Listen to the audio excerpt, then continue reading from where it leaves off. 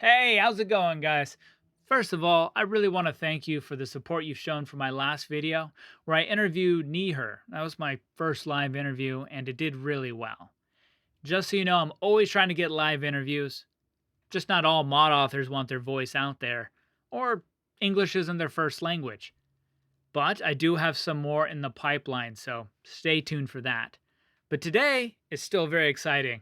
I got answers back from Mr. TalkieToaster, who has 56 mods, and he is a software engineer. So there's a lot of good information we can get from him. Yeah, I know I don't got my normal space attire, but it's getting a little warm out. So any of you know a bright space Hawaiian t-shirt, leave a link down below. I need it, man. It's a necessity. Okay, it's not that important. So here's the Taki Toaster. His top mod is Companion Infinite Ammo. I'm not going to talk about that. I think you get the idea of what it is. And he has 56 mods. Another really good mod author, just like Neher. So we're going to look at Robot Home Defense. Here's his second most popular mod, Robot Home Defense, with over 1 million downloads. His About mod is Robot Home Defenses add new workshop entries for constructing robotic guards, ranging from sentry bots to Miss Nannies. Once you've built them, you can also recruit them to follow you across the Commonwealth. You spend a lot of time wandering into other people's houses and being shot at by robots. Why not copy them? Robot Home Defense adds a broad range of robots you can add to defend your settlements, from enemies as diverse as raiders and mirelurks to sickness and sobriety. I like that. So basically, you can learn to build all the different types of robots.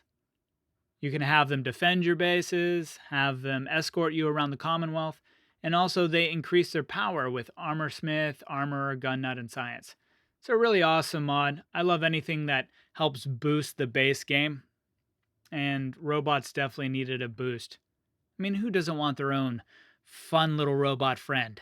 Let's tear this planet a new toll! Yeah! All right, let's ask him his first question. Are you planning on modding Starfield? And if you do, what do you think will be your first mod? Honestly, that really depends on how much free time I have. Alas, now I'm no longer a student, I have way less time to mod, especially as with coding as my day job. I'm a research software engineer. It's a lot less relaxing to spend my free time evenings and weekend, coding and hunting down bugs too. As a side note, modding did probably help me with my job application.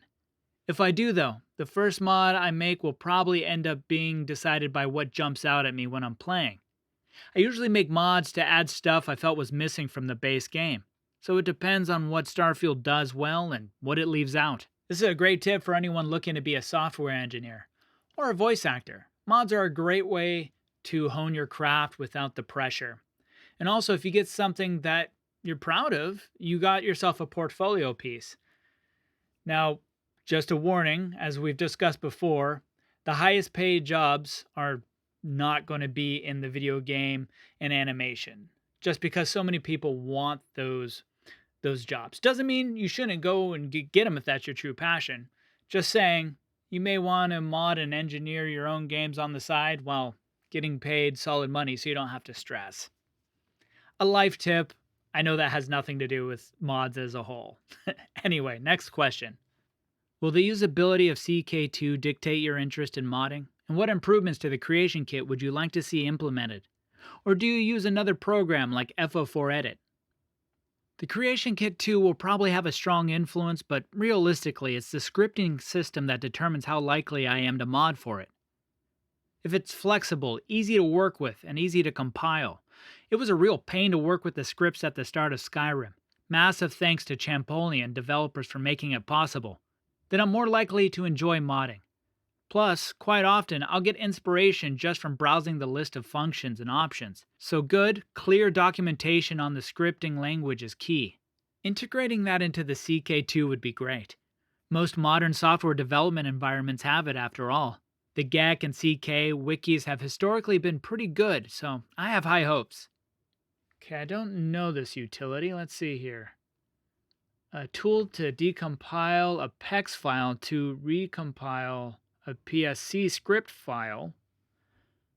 Champollion performed the decompilation of a PEX binary file to a recompilable PSC papyrus script file.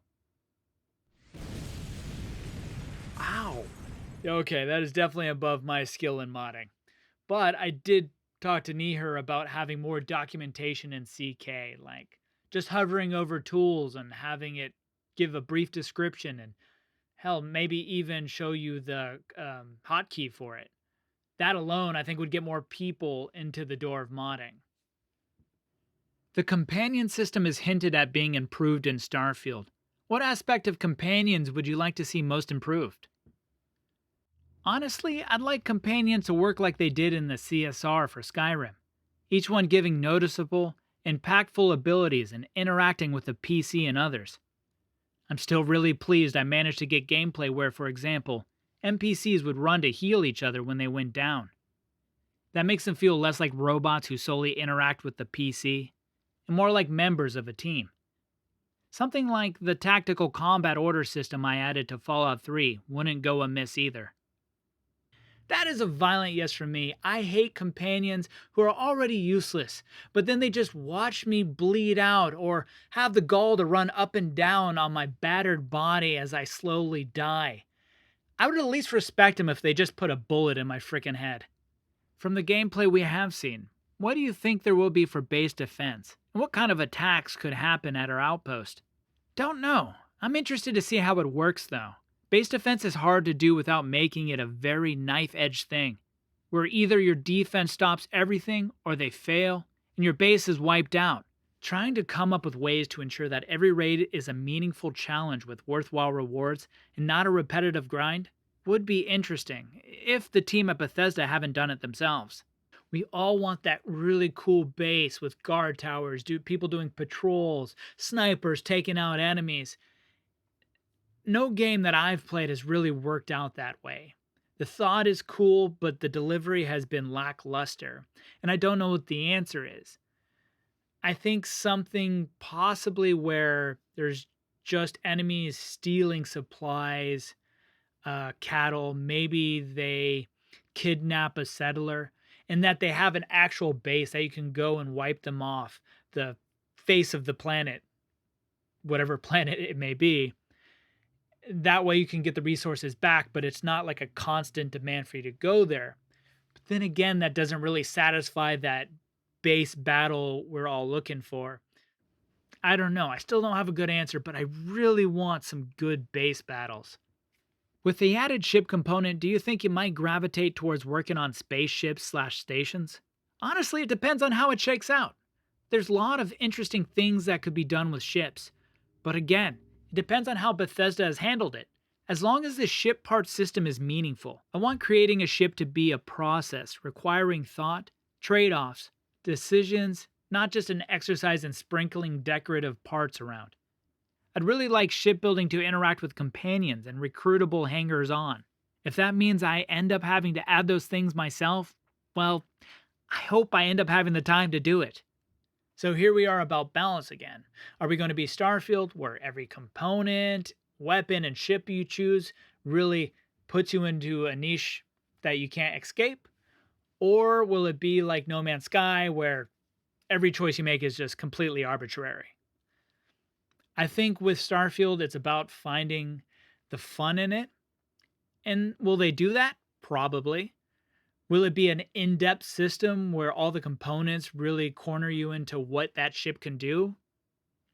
Probably not. But that's why I'm interested in mods, because even if it is not, it can be. And that's what makes mods so friggin' awesome. Mod collections seem to be the way the community is going. Do you have any plans with fellow mod authors for compatible modding in Starfield? No plans. I've made a variety of resources for other people to use and hope to keep on doing so. But an actual full-on collaboration always takes way more time and effort than I have to spare.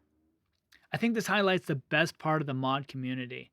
I've seen it myself where top mod authors will get in contact with new mod authors who are doing ambitious projects, and they offer their assistance. They also help them know that there's certain things that could become a problem down the line that they've experienced themselves. So it's super cool. You got to remember that mod authors really enjoy modding. They're not doing this for money. So when they see really cool mods that they want to play themselves, they're just like any of us. So they just have the ability to help them out. Bethesda Mod Marketplace looks like it will be coming soon. What are your thoughts on paid mods? Conflicted. As a veteran of the Oblivion modding scene, I remember the drama created by the paid modders like Giscard. It causes tension within the community when most people are creating things for fun, toys that can be rough around the edges and or unreliable, while other people are attempting to deliver paid mod content for which there's a higher set of expectations. Normal, regular mod conflicts and confusion over complex tools escalate into serious arguments as they now affect people's ability to make money. But modding is also an artistic, creative endeavor that offers a great way of making money to minorities, marginalized groups, and people who don't fit into the system. These people should be paid for their time and effort.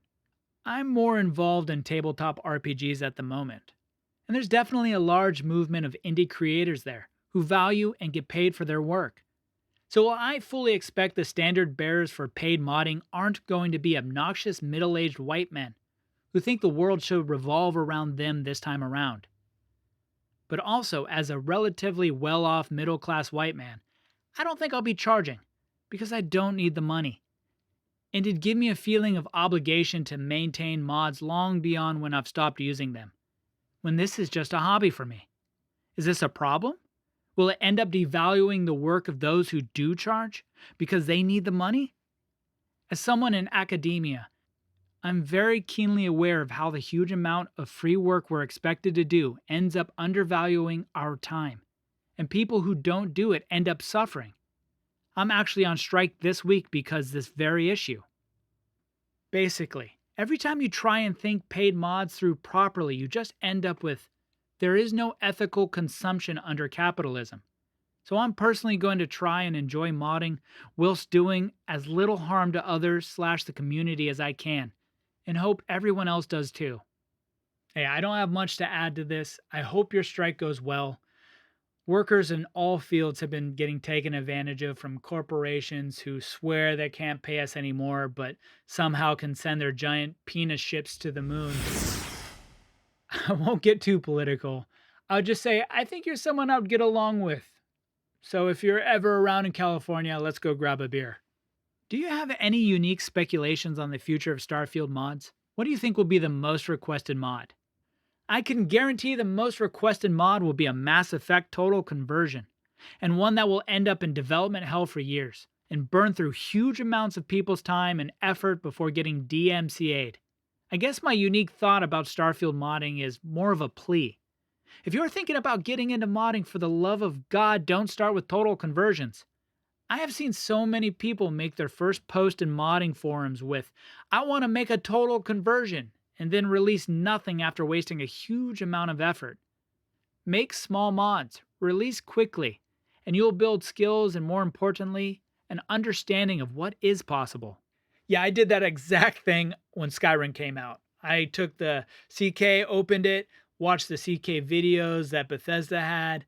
I'm like, I'm going to have a castle and army and get all the holds and have my empire. But yeah, no, it obviously didn't happen that way. So just like a fire, don't kill your passion by putting too much wood on it. Slowly build it up, get things out there, get things posted, get people liking and interested in what you do. And it's going to help you build your own fire, your own passion. Hey, thank you so much for watching this far into the video. It helps me more than you know. If you want to help even further, a thumbs up would be appreciated. You'd be the best person I know if you did it. And also thank you to TheTalkieToaster for answering these questions.